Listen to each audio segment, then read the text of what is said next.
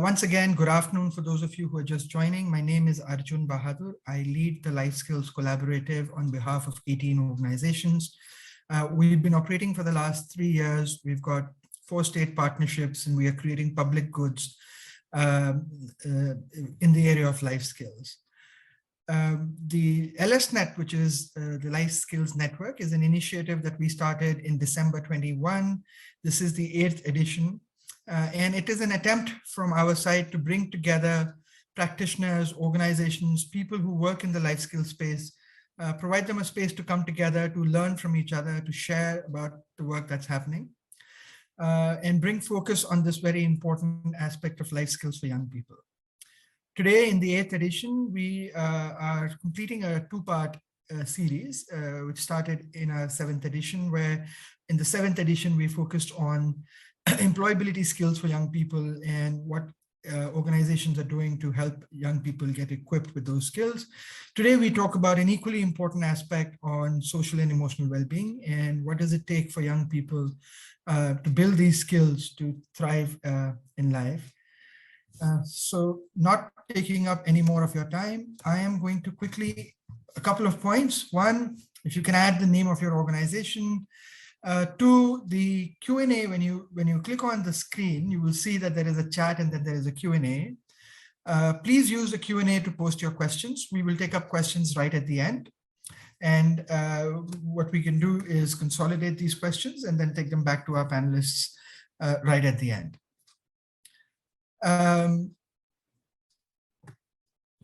It's my privilege to introduce our panel today. Right up front, I want to introduce Shohini Bhattacharya. Shohini has worked in this sector for more than 30 years now with a focus on women and empowerment. She co-founded Sanita Gender Resource Center. She's worked for a decade with the Ashoka Innovators for the Public. She's been an advisor to AVPN and is currently the CEO of Breakthrough, an organization that is focused on transforming gender norms and building the leadership of young people to prevent gender-based violence. Shohini also serves on the board of Kolkata Samved, the Asian Pacific Resource and Research Center for Women, and is a trustee of Read India. Shohini, thank you so much for joining us, and welcome to the LSNet Edition 8. We also have Pavitra KL. Pavitra joins the Dream a Dream Life Skills program as a young adolescent girl and has participated in various life skills development programs and has grown within the organization as a passionate leader. She's an associate director of Direct Impact, which is a 50+ member team that engages with more than 7,000 young people. She believes in creating robust support systems for young people, particularly by creating a safe, enabling, and protected environment. She's also on the board, regional board of Teacher for India. Pavitra, thank you for joining us. We are delighted to have you. And then finally, the third panelist we have today is Jigyasa Labru, who is the co-founder and CEO of Slam Out Loud. She leads program development, fundraising, and partnerships. Slam Out Loud is a 4-mission nonprofit that uses transformative power of performance and visual arts to build creative confidence in disadvantaged children. She's been an emerging education leader with WISE, a global under-30 nominee of the International Literacy Association, and the 2022 class of Forbes 30 Under 30 Asia. She studied as a K.C. Mahindra Scholar at Harvard University and is one of the 2021 winners of Falling Walls Berlin. Most recently, she was awarded Innovator of the Year by 100 Finland, which recognizes innovative education organizations. Jigyasa, we are very excited that you have joined us today. We look forward to learning a lot from your experiences. And last but not the least, I'm very grateful to have Ananday Gupta with us. Ananday is a program manager for SIF, the Girl Capital India portfolio at SIF, where he leads on programs in the domains of education, life skills, and social norm changes with a razor-sharp focus on girls and young women. He has a PhD in education and has been working in this space around issues of intersectionality of gender, education, and social norms. Ananday, thank you so much for moderating this session. With this, I'm going to hand over the panel to you and invite you to take us through the conversation that you have lined up. Thank you, Arjun, and thank you everyone for joining. So I think what we've done is we've divided this discussion into mainly 3 parts.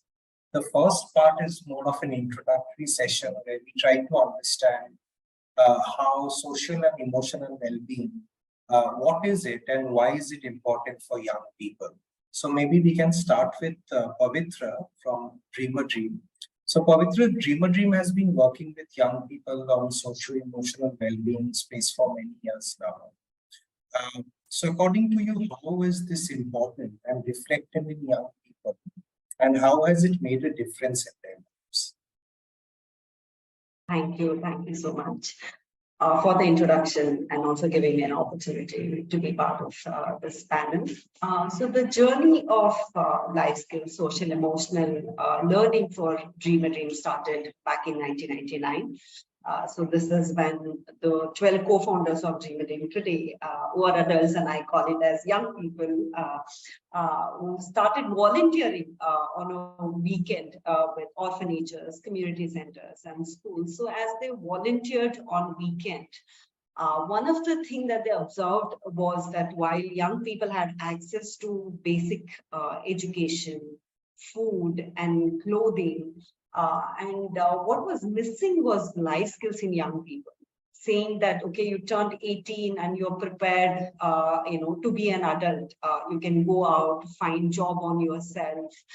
You can take charge of yourself, and you have to start supporting parents. Did sound as an alien, language to young people. And as they started volunteering, they felt that this is a crucial gap that they found, and that's when the idea of developing life skills in young people who come from difficult backgrounds started back in 1999. So since then, it's been really long journey, and I joined Dreamer Dream in the year 2007. So the way my journey started, how social emotional learning has made a difference in the life of young people, is I want to start with my own journey of, in 2007, when I wanted to drop out of education system, because we had 3 girls, and, that had huge impact on my father. And my mother, because they always felt that their future is insecure because it's 3 daughters. And my father turned alcoholic, because of which my mother had to work really hard to ensure that we went to public school system. And being girls, and everybody else in the family at least had one boy in the family. So it did impact a lot.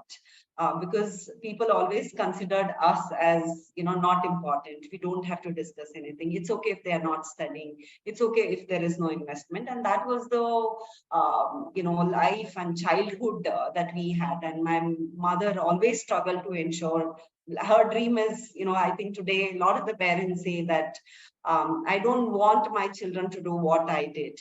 And that's something that my mother kept saying. And 2007 is when I finished my 10th standard. And I felt that I am an adult now at the age of 16. And I really want to ensure I go out. I felt 10th standard is enough. I can actually go out to look for a job and support. So when I went out, I came across Dreamer Dream. Not because I knew there's an organization who supports. So there's this summer program that's happening. And one of my friends said, there's a lot of children who are actually dancing. Can we actually go and watch? So being a 15-year-old, I really felt like going for this event. And I went when we were early, and I bumped into Vishal. So Vishal, who is the co-founder of Dreamer Dream, and we were early.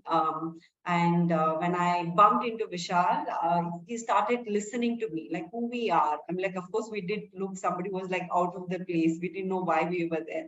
So the way Vishal heard me, and for the first time, I had a caring and compassionate adult who listened to me. And I felt something is different with this person, the way he is listening to me. And I told him, I'm 16, I'm looking for a job. If you know any opportunity, let me know. That was my language. And Vishal said, why don't you come and see me? And at that time, to be honest, I could not utter a word in English. And Vishal said, why don't you come and see me in office? And that's how my journey in the organization started. I went, and I keep saying that I almost tortured Vishal to ensure that he gives me an opportunity to work with Dreamer Dream, because there was a need for me to go out and work.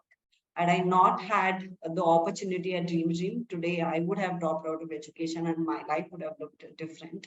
So I participated in many life skill development program in Dream and completed my education. I went to evening college, morning. I did act as a support staff in Dream, and that's how I completed my graduation. When I completed, my family was proud because when I went for evening college, many of the people said I won't be able to find a boy because I come home at 11, and that journey was not easy. It was difficult. Many times I had suicidal thoughts that I should just give up and I won't have, adults who are actually supporting. And my mom already had many things on her plate. Just the fact that she had 3 girls itself has made her feel insecure. For me, I think just having that caring and compassionate adult where I do just the sense that, if I'm in trouble or if I have any challenges, that I have this adult that I can lean back, made huge difference in my life. Just having somebody who created that safe space, just made me pick up the language of English. And today I'm here talking to all of you in English. And it's not just this, my story. Having been in Dream, for over 16 years, I've witnessed many young people who stood for their mother, who stood for themselves, who are able to own their identity, who are able to stand up for their community. There's so many stories that I can actually quote. The vital role that social emotional well-being plays in young people life. We had a young person called Padma, who was actually in my session. And it's a generation of change makers in Dream. So for me, like at that time, Dream was very small. So the immediate caring and compassionate adults that I had was like people like Vishal, Sucheta. There were many other staffs like Kiran Auntie, Bopana. Many of these, staff who played that role. And we played, this same role for many young people where we used to facilitate. So I did have a girl called Padma who wanted to drop out of education system because she was not interested in pursuing education.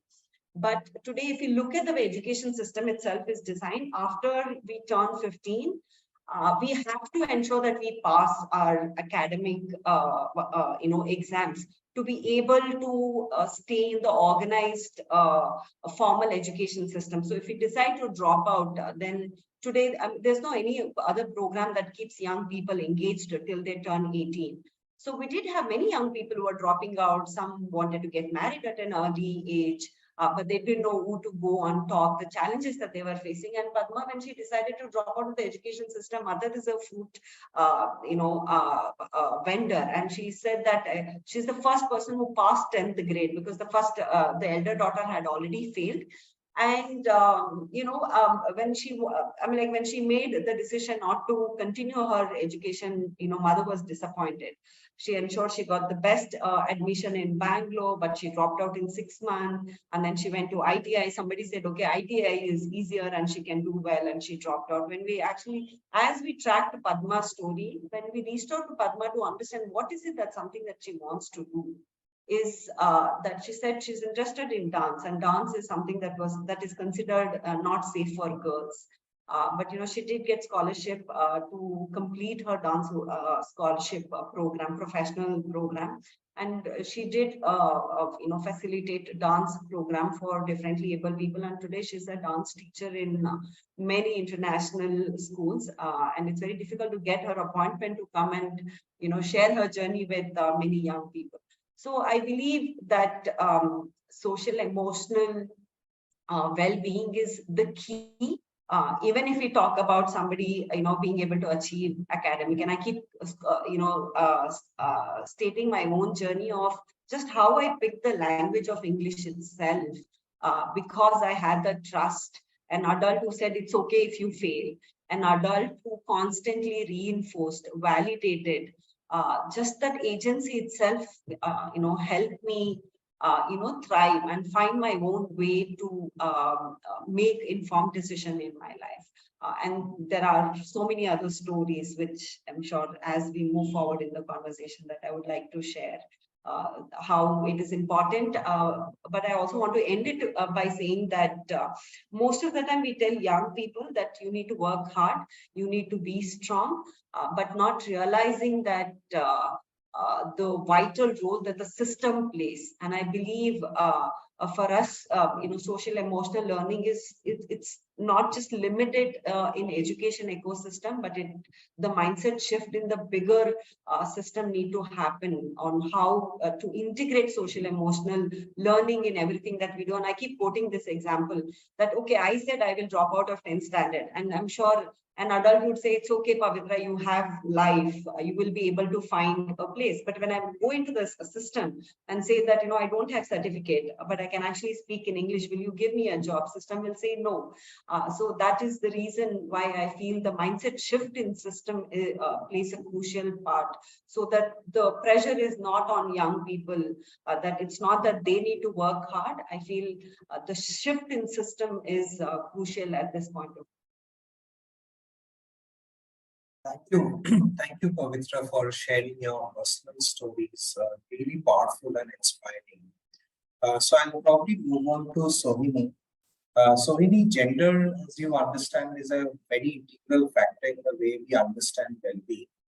And from your experience with Breakthrough, how does well-being and gender speak to each other, especially in the case of young people?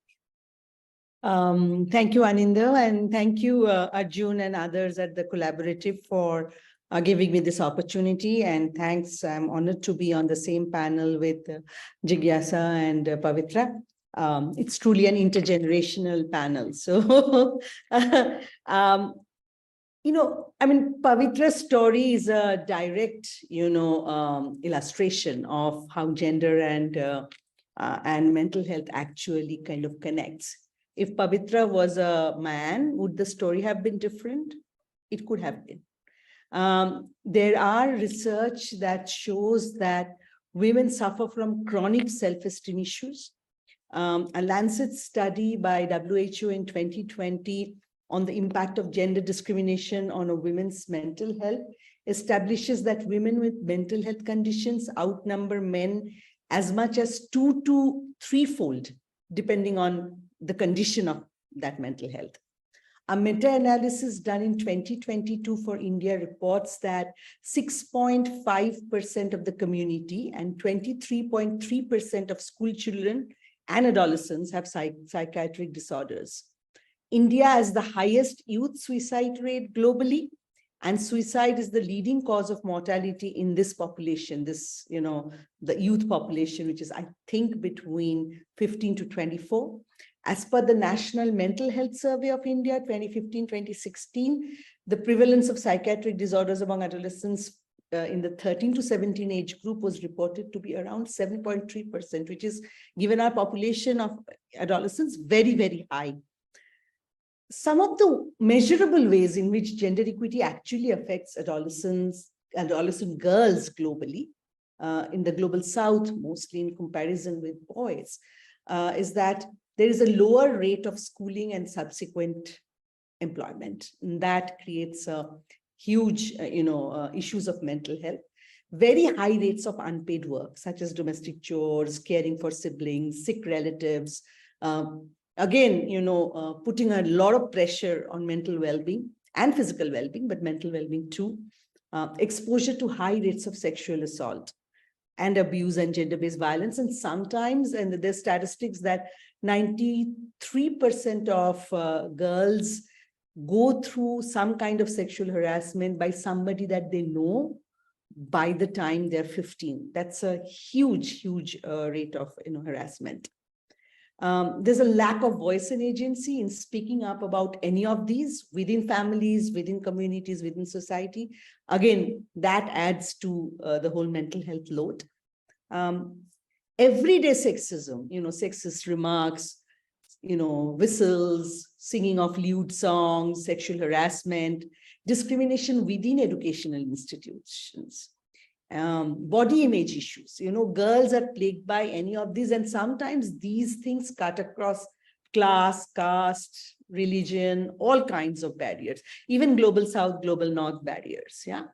I have seen in my daughter's case, who went to a very elite school in Delhi, body image issues among young girls in the age group of 13 to 18 was huge, and that created enormous mental pressure, so much so that one of her friends had to be taken out of school and homeschooled because of those issues. So it doesn't kind of spare anybody. So both the psychological effects of gender inequality include, as well as, physical efforts of gender inequality actually include higher levels of stress, anxiety, depression, and post-traumatic stress disorder, which we call PTSD, in both women and also people of marginalized genders, because in their cases, there is bullying in school, leading to not acceptance within home and in society and school, leading to even higher rates of mental disorder. It also kind of manifests itself in very different ways. People can experience mental health conditions as a direct result of gender-based discrimination. Girl has been, taken out of school, made to sit at home, no future ahead, married off to a much older man. All of these are direct, discrimination. But girls often develop conditions indirectly as a result to exposure to other kinds of things, like a socioeconomic inequality, which is poverty. It could be chronic stress because of the expectations from a girl, and also media, because media is pushing a certain image of a woman to you, who's looks a certain way, who behaves a certain way. And when you do not conform, then, your self-esteem issues actually manifest a lot. It's intersectional also, as we increasingly, recognize and acknowledge that every layer of marginalization, gender, disability, caste, community, abandonment issues or trafficking issues, all of these add layers, yeah? And that compounds mental health risks for an adolescent. Our programs need to kind of take these into account while targeting interventions at marginalized groups, and also designing them to address these kind of specific challenges. And these things starts at childhood, and especially in the middle school time, around 12, 13, could be even younger. And then these later on develops into issues as you grow up. And so coping strategies for women who are dealing with this kind of things become difficult. While there is research to show that women are more outspoken about their mental health issues among peer groups and others than men, there is also data to show that women do not even recognize or talk about these issues, because then they would be either bracketed as mad or abnormal and do not belong to society, or that drawing too much attention to yourself and not being, not shutting up and bearing it, which is what most girls and women are asked to do. So I'll stop here. I don't want to say that it's not as if boys don't go through many of these things, but gender discrimination and inequality really compounds this for girls at various levels. Thank you, Shravani, for sharing this. Very insightful. I'll move to Jigyasa. So welcome, Jigyasa. And Slam Out Loud's focus has been on igniting creative skills in young people to find social and emotional balance. What has been your experience with creative abilities or creative approaches in helping students develop their skills? Yeah, thank you, Anindya, and thank you, Pavitra and Sohini, for sharing so beautifully. I feel like I have, I've so much to learn, and I want to keep up these conversations even after we're done with this panel. So coming to Slam Out Loud's work and coming to, the connection between social emotional learning skills, the arts and creative expression, often, when we think about children in classrooms, one important part part of a child's learning experience, and a lot of us would agree with this or associate with this, has been, treating children almost as vessels, where what is to be taught is decided by someone else. The curriculum created is by someone else, often adults, often in power, often not representative of marginalized communities, and even gender. And then this content, is taken and, given to children, almost as if to fill the vessel of their head. So while, children are engaging with and gulping all of this content, there are hardly any spaces where children talk about what they want. There are hardly any spaces where they develop their sense of agency, their sense of voice. However, when it comes to creation, when it comes to working with the arts, when it comes to expression, there's an opportunity for a child to think about what do they want? What do they think about the world? What is their worldview? What is an idea they want to put out in the world? What does it mean for them to respond to something? What does it mean for them to create something? All of us in this world are going through this experience of living, and even at a much older age, we want something to look at and point to and say, I made this, or I thought of this, or I created this. And we're depriving our children of these experiences, which are so key for us to make meaning, for us to find our own voice, right from the beginning. And this is truer much more for children who come from marginalized backgrounds, for children, so in a way, all children are marginalized, right? Because anything from their name to their school to their religion, to what language they'll learn, all of these decisions are taken by adults around them. But when we are coming to like underserved children, who are even more marginalized, we're restricting all the hopes and dreams that we have for them to either get a job or do well academically. And there is no space which asks, how are these children going to learn the skills that they need for their life? How are these children going to learn the skills that all of us need to live life well, a sense of agency, having our own voice, being able to manage emotions, being able to deal with life's uncertainties. All of our lives are hard in some ways, and these are the skills that we all need to cope, to live, to thrive. But we don't create any spaces. When we give children the opportunity to create, the opportunity to engage with the arts, the opportunity to find their own voice using the arts, we're creating that opportunity, creating that muscle to build those skills that they will need for life, being able to take decisions, being, any creation of a work of art requires the ability to make a decision. Any creation of a work of art requires imagination, such an important skill to come out of a problem. Any creation of a work of art requires analytical thinking, requires some sort of communication. You're creating something and then you're hopefully like putting out into the world or putting it out to yourself. So there is some degree of communication happening. And hence, this deep connection between expressing using the arts and then building what we call SEL skills sort of comes along. Thank you, Jigyasa. Well, taking cue from these discussions, I think we'll move on to the second half of our discussion, which is looking at the role of well-being in a student's journey. Maybe we can start this time with Sohini.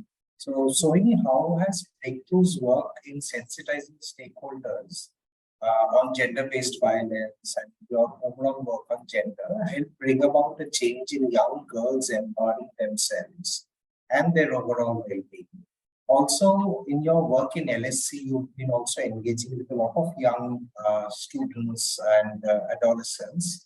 Do you find any similarities in their responses, or are there learnings from Breakthrough's overall work vis-a-vis LSC's work that you can tell us? You're on mute, sorry. Thanks, Alinda.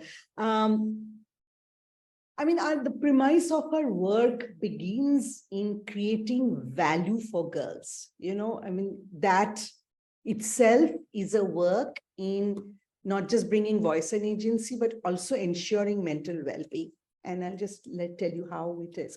And just to give you a background, we work in rural areas across 6 states of India, and we find that and we work predominantly in northern India.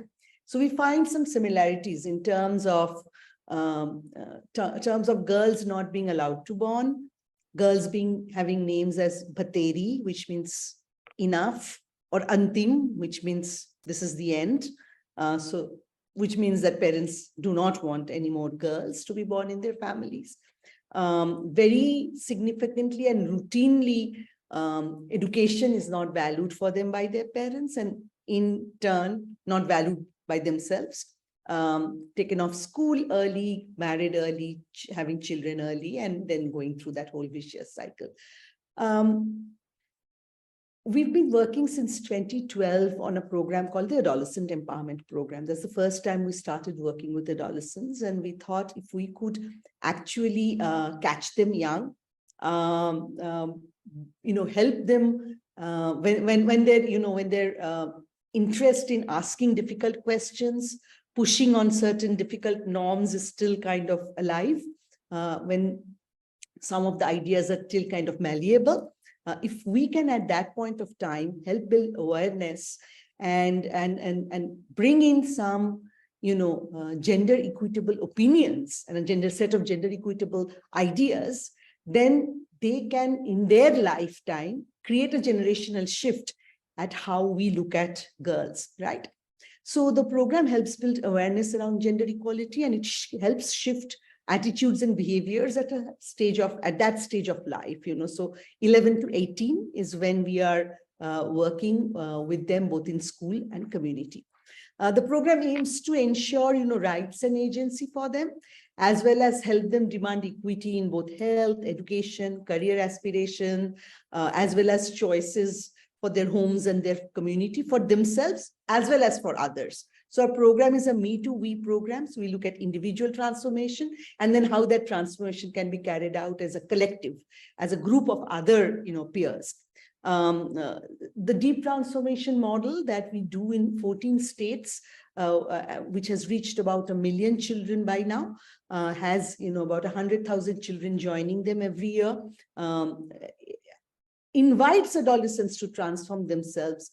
And we go from a Jano, Jago, and Jagao.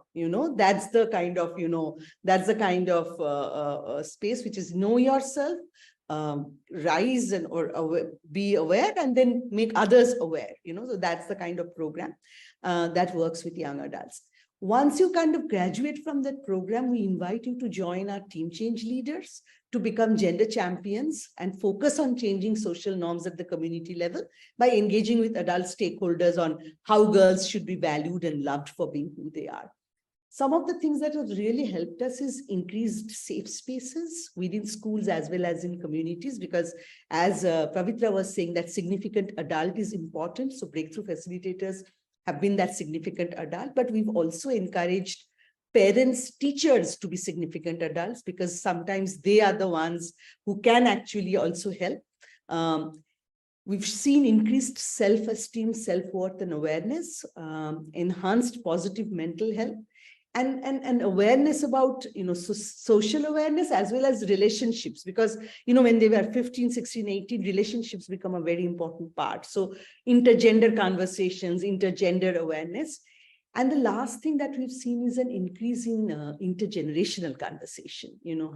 Because we've seen in rural areas, parents don't really talk to young people about their aspirations, their dreams. With our program, we've seen an increase, many times increase in that kind of approach.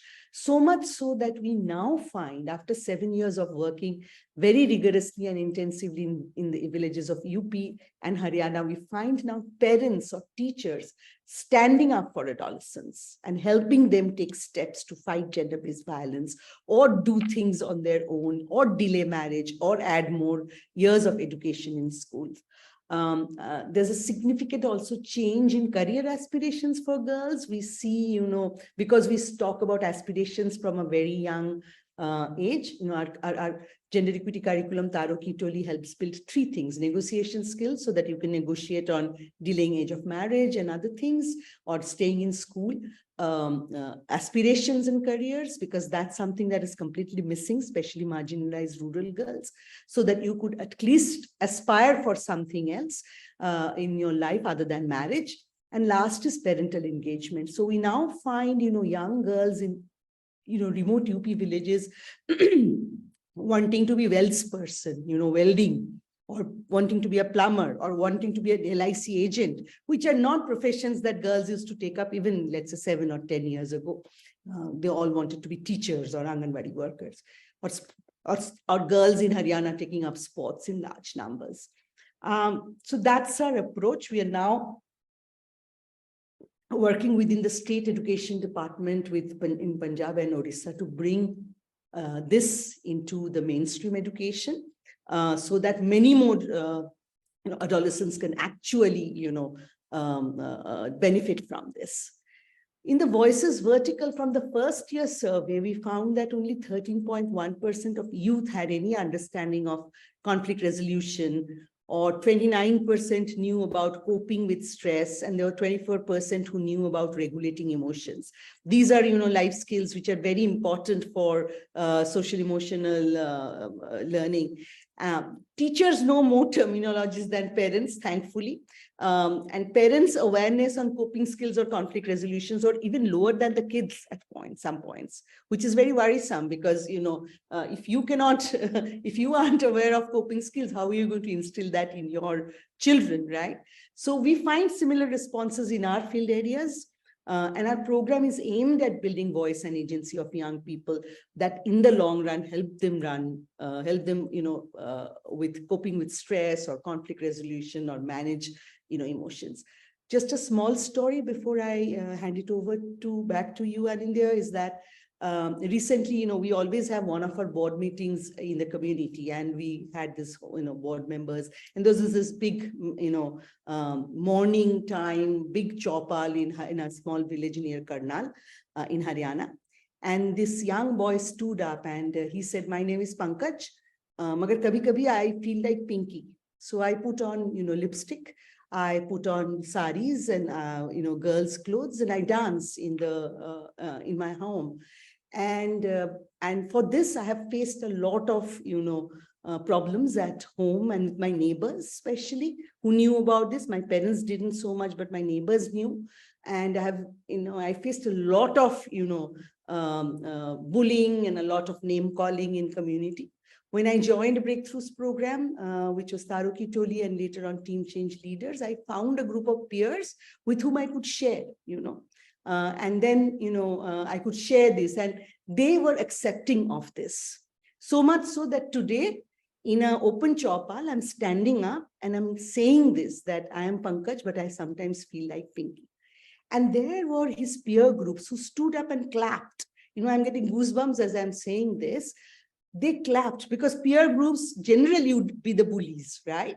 But they stood up and clapped. And so you feel really good when you see something like this come out from the communities. And Pankaj now says that he's much more calmer, he's in control of his emotions, he knows how to deal with this in a much better way. I'll stop here. Thank you, Sonia. I think what really came out of that is a lot of focus on self-expression, which we also see in a lot of work that we do with arts, right? So then I'll come to Jigyasa. That since self-expression is so much at the core of well-being, at Slam Out Loud, you use a lot of creative expressions to empower students. So if you can elaborate a little more on how art plays this very critical role.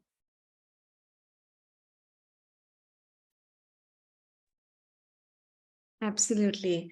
And so, I can do a little bit of this. Can you hear me well? Yeah, I felt like I'm breaking. You can hear me well. Okay, amazing. I can share a little bit of this by elaborating like how we bring the access of the arts to children. So we do it through two ways. One is we place art educators into classrooms, where the idea is to get art educators as full-time employees at Slam Out Loud. We call them Jijivisha Fellows, and we place them in classrooms where they work with children once every week. And the aim of these art classes is, of course, expression, but also expression directed towards something. So, when fellows are designing their classrooms, they'll be thinking about how does my class today build curiosity in a child? How does it build imagination? How does maybe it will build participation or teamwork? And that's how these spaces are designed, so that children, while they're, creating, while they're expressing, it is also directed towards a very clear outcome when it comes to like a social emotional learning outcome. However, like the well-being part of it is something that comes almost intrinsically whenever it becomes about expression. So for example, a child who's had a very rough day at home, when they come into this class, like joy is a big element of what is happening in this classroom. And experiencing joy, being in a classroom where the teacher will not chide you for creating something, where a teacher will not be like, play by the rules, this is wrong and this is right, where there's opportunity to experience art, not for the sake of, being good at it, but feeling good because of it. There's a huge difference, right? And there's a beautiful quote: you don't do art to be good, you do art to feel good.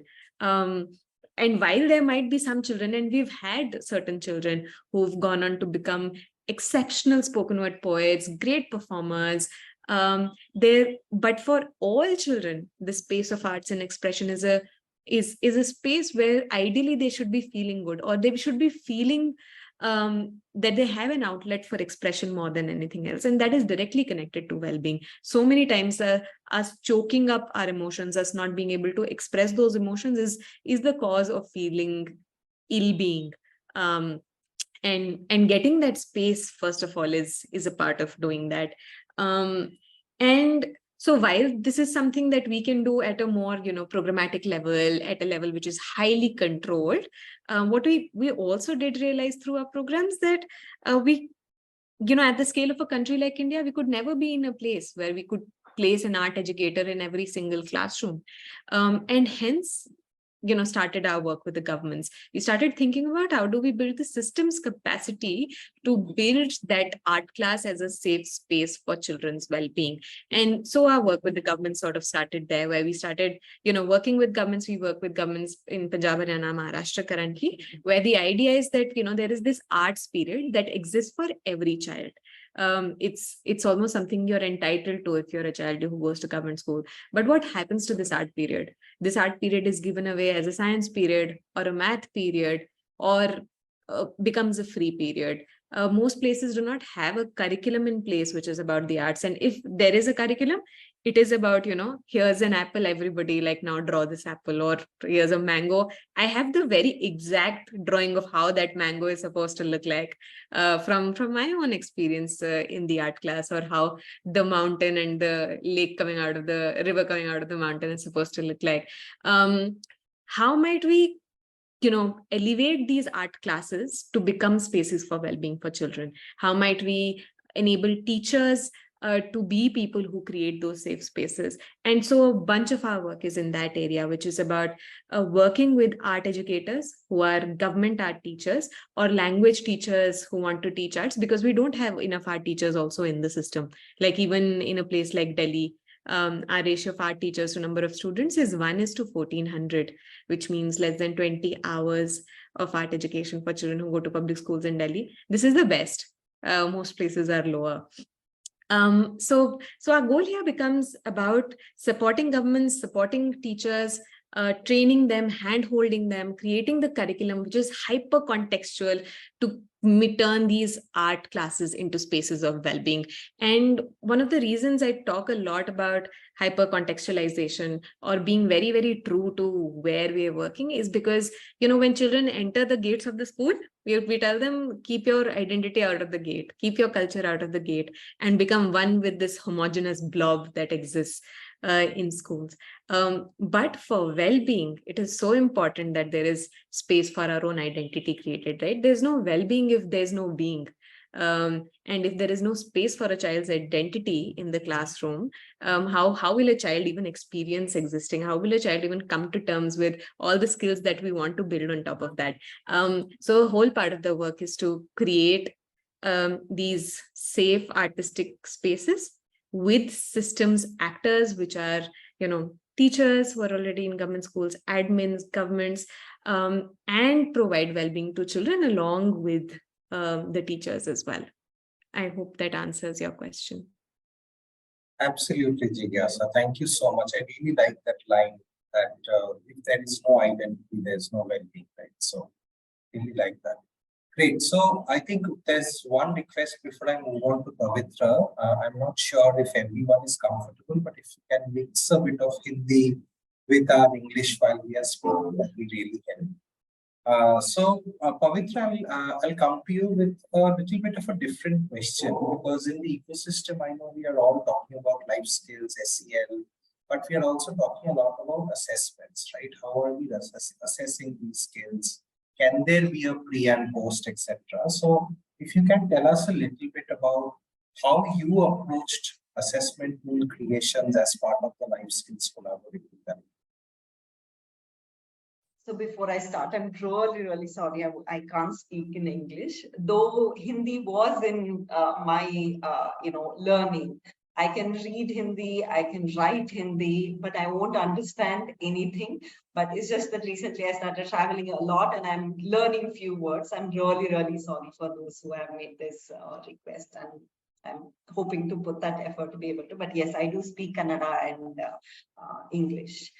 The way we went about, so for me, social emotional learning is a process of self-awareness, self-control, and it's about interpersonal skills, which is crucial to lead a day-to-day life. The way we went about approaching the assessment tool itself is that it is broken down into extremely simple questions.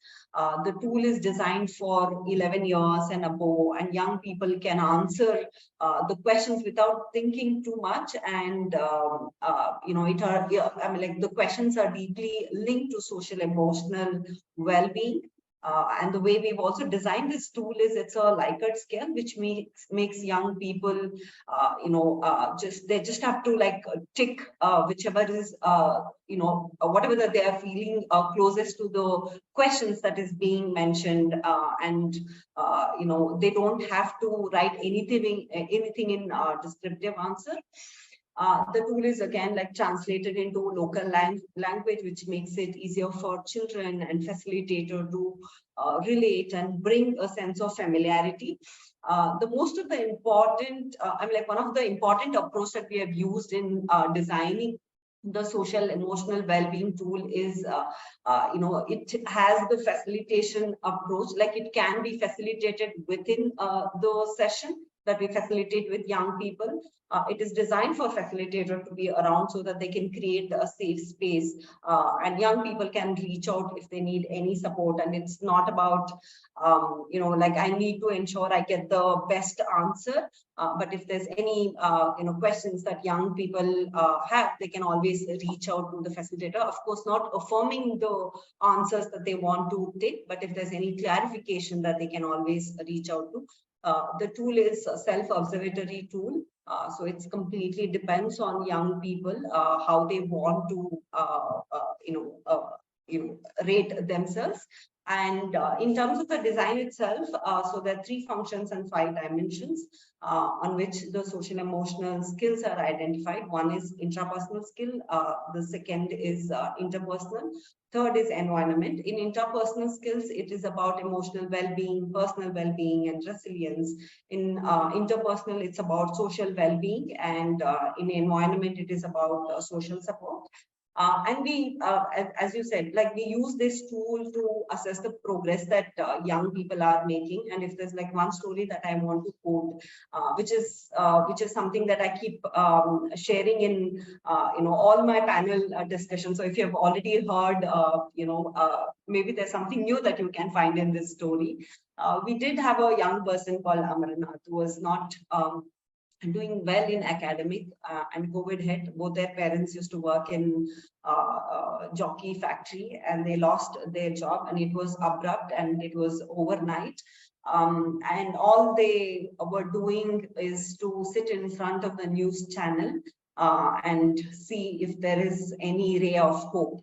But unfortunately, that's not how media positioned during the difficult time. So there were a lot of anxiety. They were worried about how they're going to manage the next month. As Amarnath kept, watching the news, and parents were worried about how, they're going to go out and make a livelihood for themselves. One of the problems that Amarnath observed in news channel is that there's this news of how in India there was lack of mask and there is no proper PPE kit. And knowing that both the parents worked in jockey factory during the first wave, when the world itself was trying to make sense of what happened. I think, like, for me, it took 15 days for me to catch up with myself and family to come to terms of what had happened, because we didn't have any generation who had any insight of how to deal with these uncertainties that had come, and it was a shock for everyone. And one day he calls all of us and says, we started stitching PPE kit, and I started marketing in all the nearby clinics and hospitals.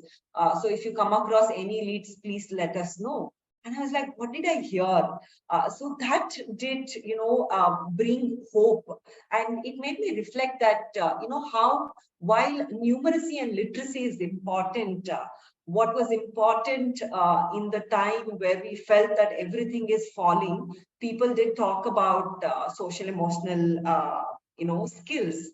People spoke about how we need to ensure that there is agency, there is support system, how we need to be strong, how we need to be able to process what we are going through, how we also need to hold on to what we are going through. And Amarnath's story is an example. And they started selling and their income doubled, and the parents didn't go back to jockey factory. In fact, the entire family today is an entrepreneur. So they take a lot of contract, and the mother and father, is proud to say that even, the work from home happens even there, and he does a lot of marketing. His confidence level went up.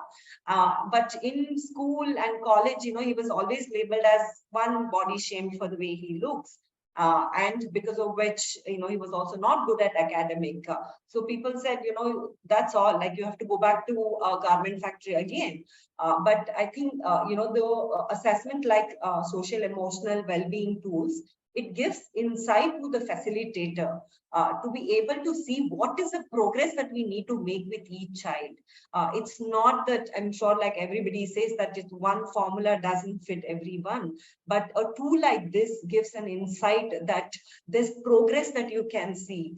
It's not that I say 2 + 2 = 4 and I have like 100% result, and I can't say that, everybody is doing well. But a tool like, social emotional life skills and the life skill assessment tool gives that insight. And it's not just on the individual child level, but also, as Sohini and Jigyasa mentioned, it's also from the lens of intersectionality, to be able to understand how girls are doing versus boys and other gender. And plus, within that, also to be able to look at age-wise, also caste-wise, religion-wise, community-wise. So it gives, a lot of potential for one to understand the journey that we need to facilitate. And it's not same for everyone. So that's the insight that a tool like social emotional well-being and life skill assessment tool that it gives. Thank you, Pavitra. And I'll take back that line. It's the journey is not the same for everyone, of course. I think we'll move on to the third section, and I know we are almost up our time, but we'll obviously, this is an important section, so we'll talk about this. So we've done a lot of pilots, we've done a lot of experiments across our program areas. How can we really support the system to scale up our programs? And we have great models. All of you are here. If you please speak about it. So maybe I'll start with Jigyasa. So Jigyasa, you spoke about working with teachers, free periods, etc. What has been your experience of scaling art-based SEL? Is it challenging? What are the good practices that you've seen? Any lessons and learnings that you can share with us? Absolutely. Thank you for that question. And they're very important. And yeah, just for the sake of like Hindi and English, I'll try saying the same thing in English and then in Hindi as much as possible. Yeah, because like completely also switching to Hindi would not be fair to a bunch of people who've come on the call. So so to start with, like, how difficult it is to scale an intervention which is arts based. So compare the size of, let's say, the UK and India, and the spending on arts and culture and arts education in the UK is 5 times the size of India.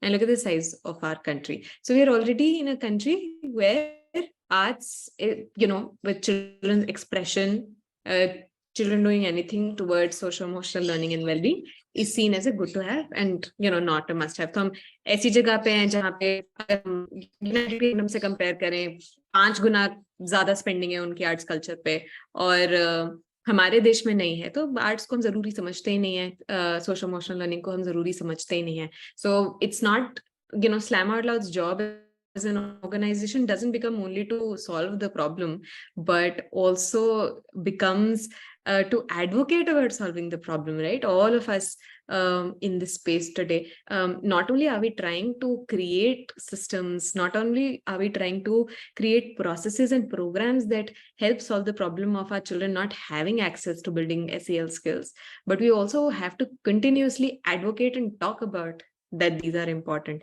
and these are intersectional. तो मतलब यहाँ पे हमारा job इस चीज पे नहीं रुक जाता है कि हम अपना काम करें, लेकिन उस काम के बारे में, उस प्रॉब्लम के बारे में हमें से चिल्ला चिल्ला के सबको बताना भी है, क्योंकि वो एक माइंडसेट शिफ्ट करना है, एक माइंडसेट चेंज करना है कि ये ऐसे दूसरे नंबर पे नहीं आता है कि पहले हमने न्यूमरेसी लिटरेसी बिल्ड कर ली फिर सोशल इमोशनल लर्निंग बिल्ड होएगा. ये साथ में सब मिक्स एक साथ बिल्ड होता है, और इसमें इंटरसेक्शनैलिटी बहुत इंपॉर्टेंट है. Where there's intersectionality of gender, there's caste, there's climate, and so when it comes especially to Slam Out Loud and how we've tried to scale up programs, a bunch of it has happened through public goods, and COVID was our first experiment where we saw what was possible when we tried scaling our idea instead of our organization, when we tried scaling the mission, which is children getting those safe spaces to experience the arts.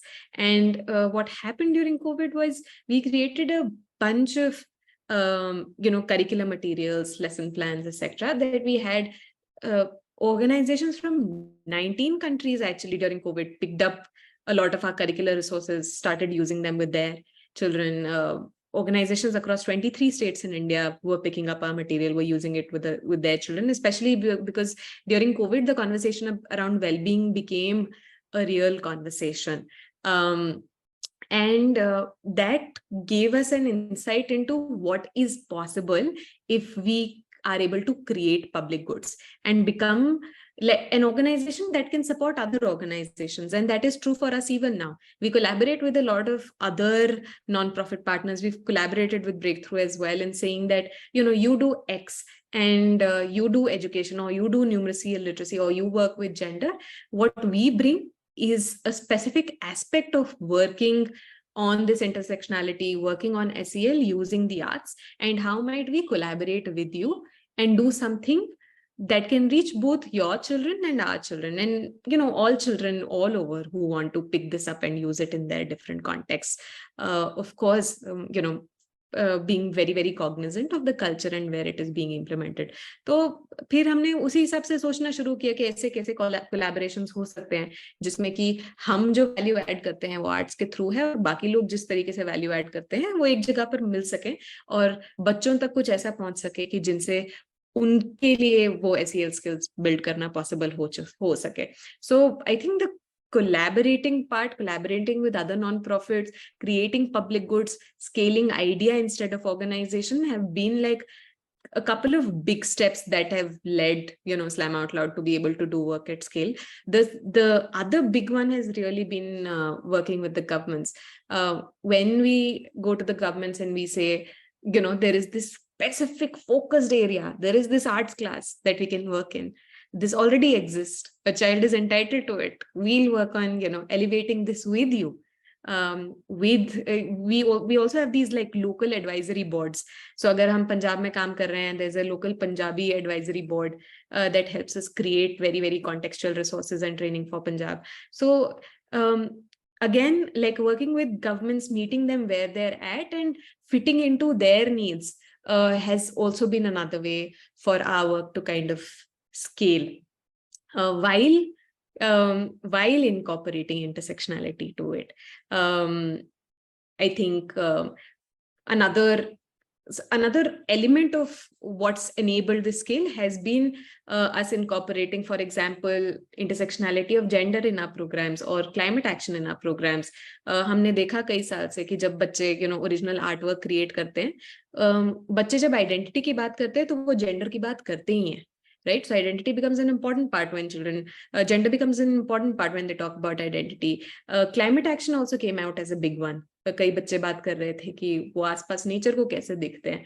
So we thought of formally introducing those in our programs, but we did that with the support and help of other organizations that also brought expertise in those areas. Girl Rising became one of our partners. World's Largest Lesson did some work in climate action, became one of our partners. So I think कि जो space है जहाँ पे everybody comes in with their gifts in a way and is able to work together to bring the best to our children.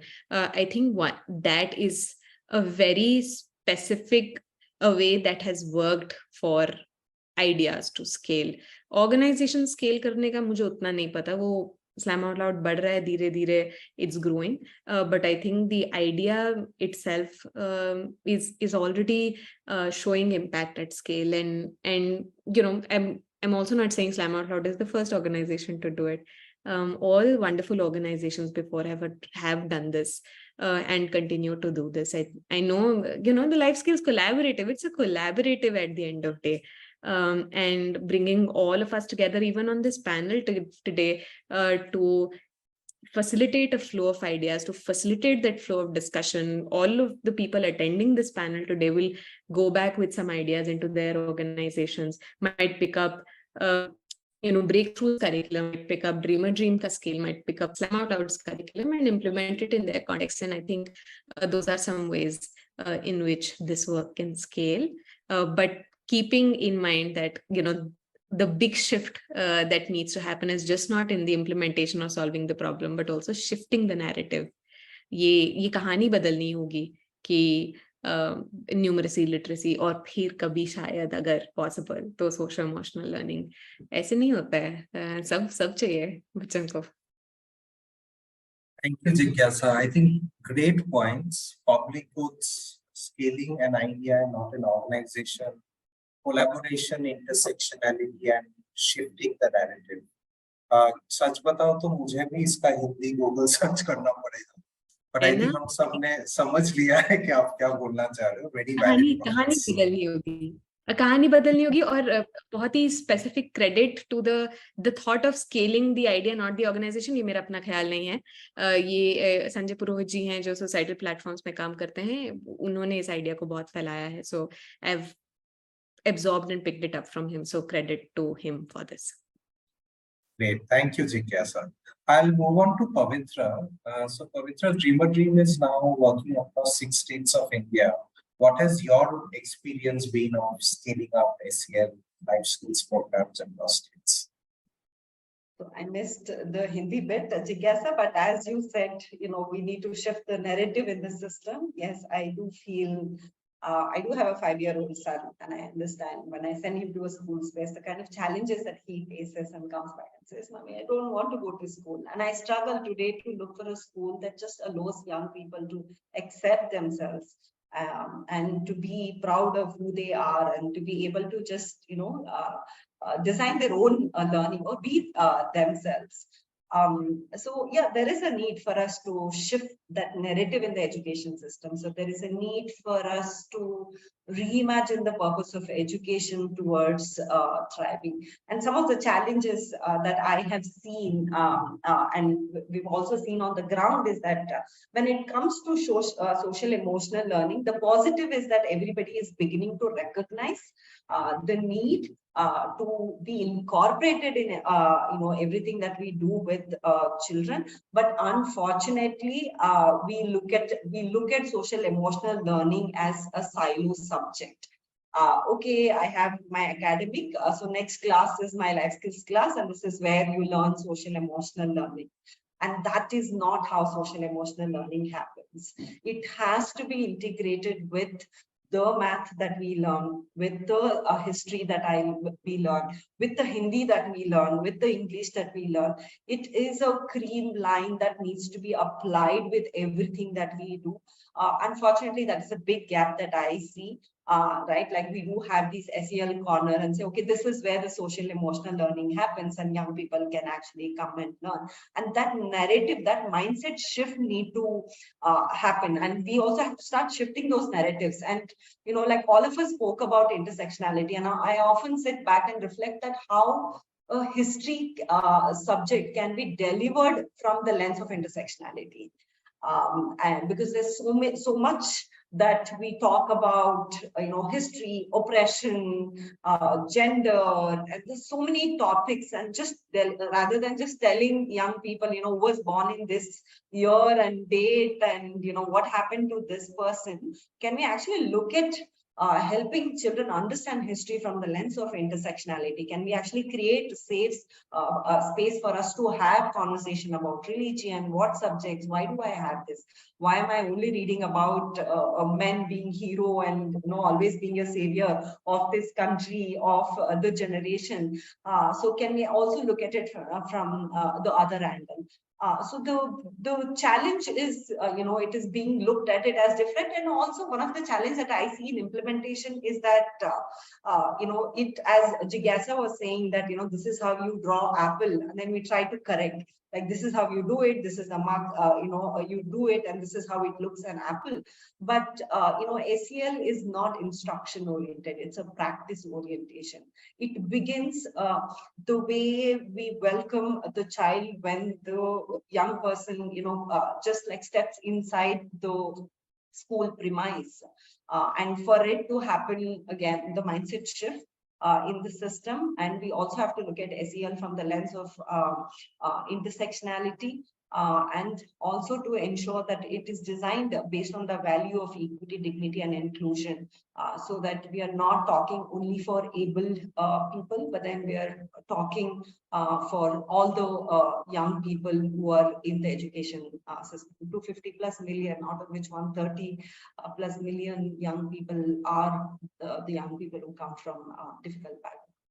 So how do we ensure that we look at it as an integration and not as a separate thing? Because it aids in, even with foundational numeracy and literacy.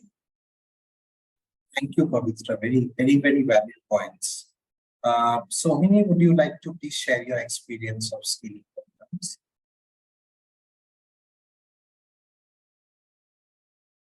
Ananda, I didn't catch the question. No, the question is the same, Sohini. You would like to share your experience of scaling programs. Right. So, again, I completely resonate with Jigyasa's thing of, and Sanjay's idea of scaling an idea or scaling the mission rather than scaling the organization. So when COVID happened in 2020, we were thinking of how to actually scale this up. As you know, any program on changing mind shifts, changing minds and behaviors and attitudes requires a lot of investment in terms of time, money, and people, because you need very personalized trainers and other kinds of people doing that.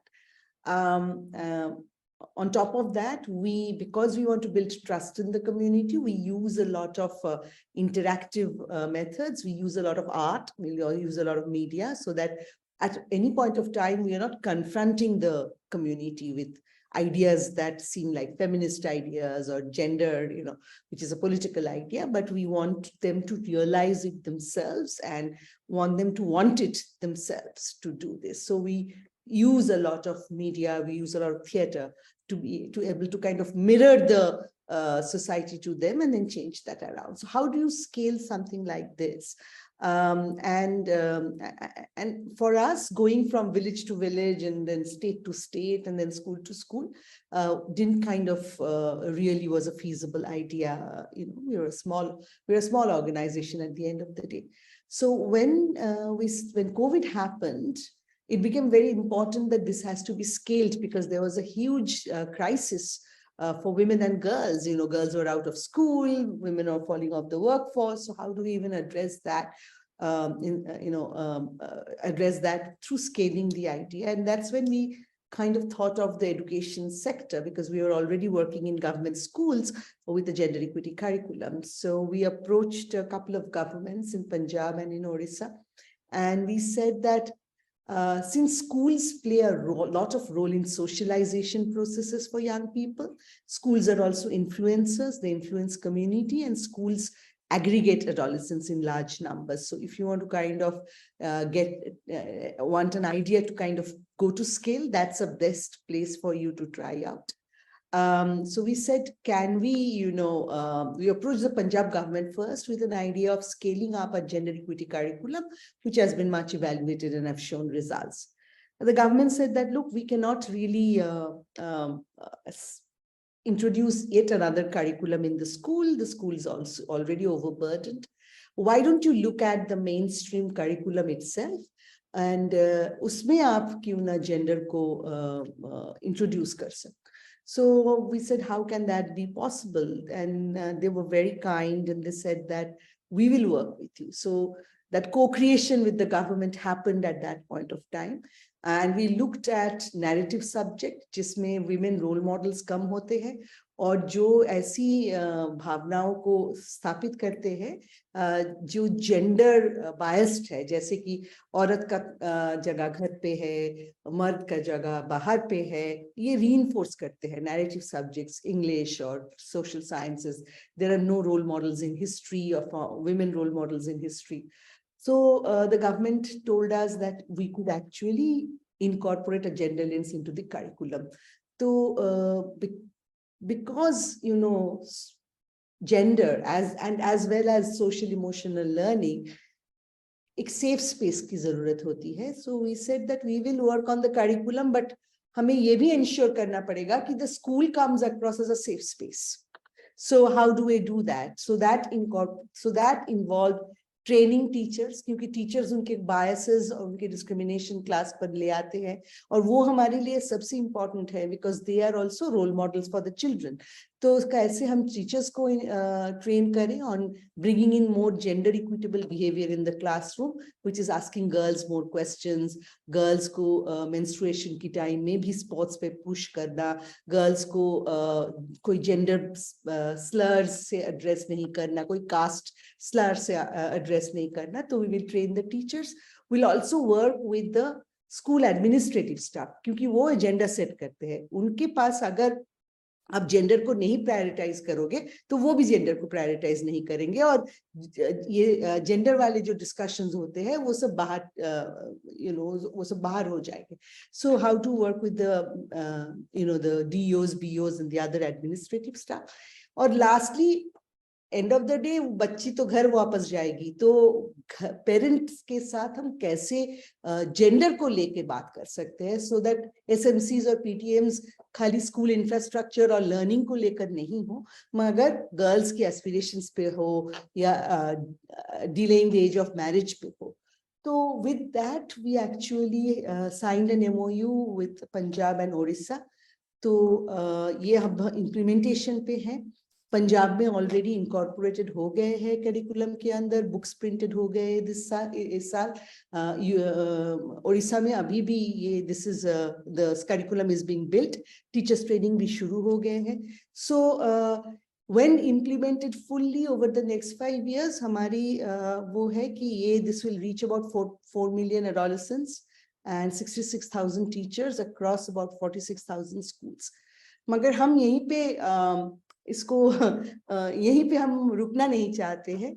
हम चाहते हैं कि बाकी 27 states में भी ये लागू हो, और खाली हम नहीं, बाकी CSOs जो एजुकेशन पे काम करते हैं, और ज्यादातर जो एजुकेशन पे काम करते हैं, ये सेफ स्कूल्स को सेफ स्पेसेस बनाने में हमारी मदद करे, अपने आप की मदद करे, क्योंकि अगर स्कूल सेफ स्पेसेस नहीं बनेंगे तो लर्निंग भी कंप्लीट नहीं होगी. So we've taken the opportunity that NEP has articulated on gender, on making schools inclusive and building holistic citizens for tomorrow. That is what education should do. और इसमें अगर आप gender को नहीं लाओगे तो for forever there will be chances of girls, getting out of school because the interaction that they have in school will not be, good enough for them to wanting to stay in school forever. So this is our scale up plan, and we want everyone, each and every one of you and everybody else outside who's listening, who's to make this into a movement. And we want you all to join this because this is in greater interests. So thank you very much. Thank you, Sohini. So I think we are at the end of our discussion today, and maybe we could wrap up with responding to some of the questions that have come into the chat. So I can see one which essentially asks that, programs take time, SCL within systems take time, right? So till then, how do we convince parents? So I'll just translate this into Hindi. कि systems change में समय लगता है, तो हम तब तक कैसे एक बच्चे के माँ बाप को या उनके आसपास के लोगों को कन्विंस करें कि लाइफ स्किल्स उनके लिए जरूरी है या SCL उनके लिए जरूरी है. But if any one of you wants to answer, please feel free. I can take a stab at it, a quick stab. Showing is always greater than telling. And I will share an anecdote that we've had from Slam Out Loud. Whenever we do, like an open mic or a performance space where children are performing, sharing their original work, being confident, sharing about something that they created, we get parents to a lot of these spaces.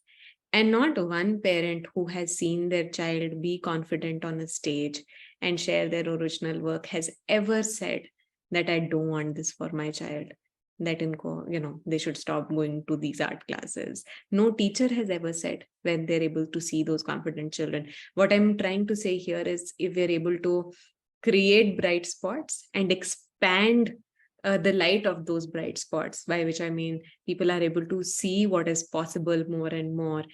We don't have to tell them. If we're able to show them, that shift will happen and parents will understand. So if you're coming from, let's say, another NGO or another program that is making this possible, like put out the products of your work out as much as possible. Like seeing parents as like separate people, who must be told. Nobody needs to be told anything. If you can show it, nothing is better than showing. Iska quick Hindi translation बस इतना है कि जितना दिखा सकें बोलने के अलावा वो बहुत ही अच्छा रहेगा. कोई भी माँ बाप जब आते हैं अपने बच्चे को स्टेज पे कॉन्फिडेंटली बोलता हुआ देखते हैं, वो नहीं कहते कि इनकी आर्ट क्लास बंद करनी चाहिए, SCL बंद करना चाहिए. स्टेक होल्डर्स के लिए भी ये सच है. अगर हम जो ये ब्राइट स्पॉट्स हैं, जो चमकीले तारे हैं सिस्टम्स में, अगर हम इनकी रोशनी दूर तक फैला सकें तो ये कहानी बदल सकती है, नैरेटिव चेंज हो सकता है. I agree with Kasa, and that has हमारी एक्सपीरियंस भी है कुछ ऐसी रही कि हम जब गांव में जाते हैं और हम एंट्री करते हैं तो हम जेंडर के बारे में बात नहीं करते, क्योंकि जेंडर ये बहुत पॉलिटिकल सब्जेक्ट है और सहमत नहीं हो सकते हैं. मगर हम बच्चों की एस्पिरेशन के बारे में बात करते हैं, और जब बच्चों की एस्पिरेशन के बारे में बात करो तो which parents will say कि नहीं, I don't want to see my girl in school, नहीं, I don't want to see my girl succeed, or I don't want to see my girl complete school or go to higher education. कोई नहीं बोलेगा. So if that is the, that's a way of earning parents' trust, or that's a way of earning, their confidence level and trust in the community कि ये जो कर रहे हैं, ये NGO जो कर रहे हैं, वो सही कर रहे हैं, हमारे लिए सही है. Secondly, as Jigasa said, we do Krishori Melas in school where we showcase both girls and boys, and how they have, what have they done with our, our curriculum, how they have expressed their interests in it, through paintings, through, like open mic, through theater that, the children put up. So both the parents and the teachers both get kind of, oh, wow, this is such fantastic thing. So, showcasing that to the community, larger community, is very, very meaningful and is very, very essential. Ye agar nahi hoga to, how will they know, what the children are learning? So showcasing and talking about something that they understand and they empathize with, and they feel that that is valuable to them. I think those two are things that we have found very, very important. If I can build on what Sohini and Jigyasa, I think all of us are saying the same thing. But, when we look at, who are influencers in young people's life, they listen better to a teacher or a parent. Like sometimes I telling my niece that, this is not how we do it. No, this is how my mom has told me. So this is what I will do it. Right. Or sometimes, this is what my mom has said, don't take chocolate, and I won't take it. So parent and teacher play a crucial part in young people's life. So what is important in, like what all three of us are also saying, is to ensure that they are a co-partner in this journey. In a lot of the teacher training, I hear teachers saying that I am okay, I will bring in this lens. But, end of the day, when the child goes back, if he is not singing Twinkle, Twinkle, Little Star, parents think that the quality of the education is not good. But the, reason why Twinkle, Twinkle, Little Star is introduced is not somebody to, memorize, but to teach children how to wonder, how to look at the sky, right? So it is so important that we bring parents, teachers, and the bigger ecosystem to be a co-partner. And as all of us said, it is important to shift our narratives in education. It is important to redefine how success looks. Right? I'm like, I look at 6 subjects and I'm like, okay, I learned 6 subjects for 15 years. When I turn 18, you're saying that, hey, Pavi, you can be a plumber.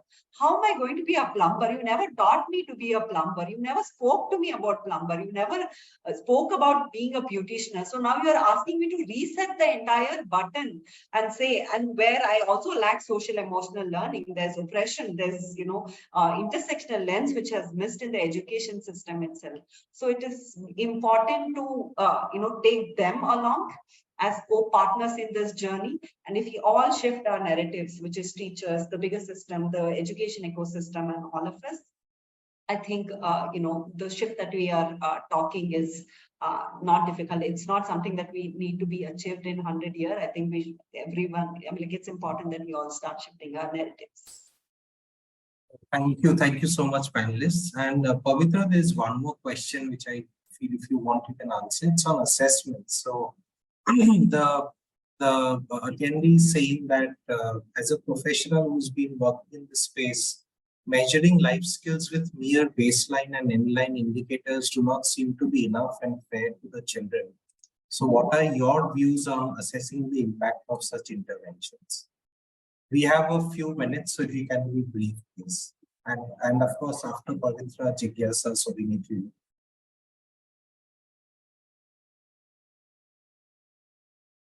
I'm just taking a few minutes to read the question.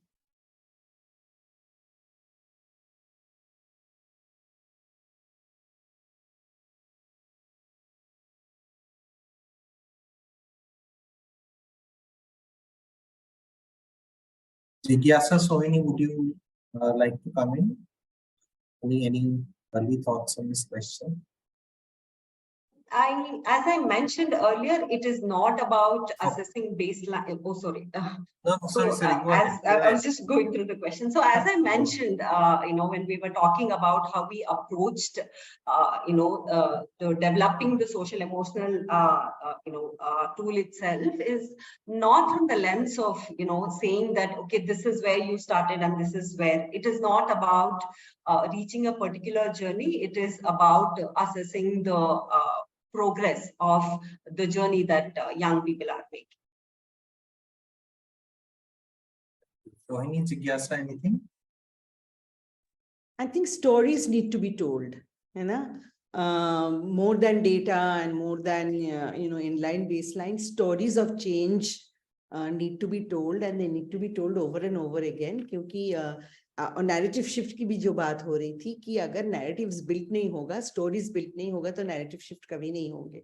So as much as we can put stories together and tell the success stories and build the narrative around that, तो तभी जाके हम वो deep line जो narrative है कि नहीं ये संभव नहीं है या बच्चों ये नहीं कर पाएंगे, तब जाके वो चेंज होगा. So I think it's important to get those stories. Yeah, and I said it's about progress. I think it gives us insight to go deep, to be able to build those narratives, to be able to understand, okay, this is the journey that I need to facilitate. So it gives insight to be able to go deeper, to be able to, deepen the impact with young people. So it is definitely, not a benchmark which will tell, okay, this is, the improvement, and to say that, okay, young people are able to, be aware of who they are, they have resilience, or they're able to interact with young people.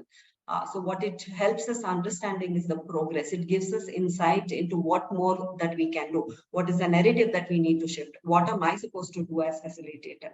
What is it that I need to shift in the, school culture or in the school ecosystem, in education ecosystems? So it gives insight to be able to deepen the impact and definitely to shift the narrative. Just plus one into the both of them. One question in particular that I saw in the list was about measurement, and baseline and endline. Ilma had that question. I hope I'm saying your name correctly. Was mere baseline and endline indicators do not seem to be enough and fair to the children. Completely agree. Not just like baseline and endline not being fair and enough, but also this is about social emotional learning skills. This is about well-being. Assessments that do not enhance well-being of children, assessment that feels stressful, bring anxiety to children. All of these also need to be looked at in the life skills space. And I think the Life Skills Collaborative is doing a bunch of work in that space.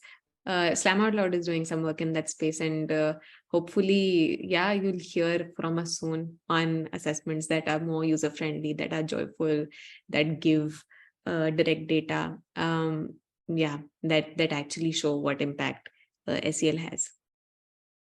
Thank you so much, panelists. With this, I'll hand it over back to Arjun. Thank you so much, Ananda, and thank you, Shohini, Jigyasa, Pavitra. This has been fantastic, and my biggest takeaway is that there is so much that we still need to talk about. We've just scratched the surface.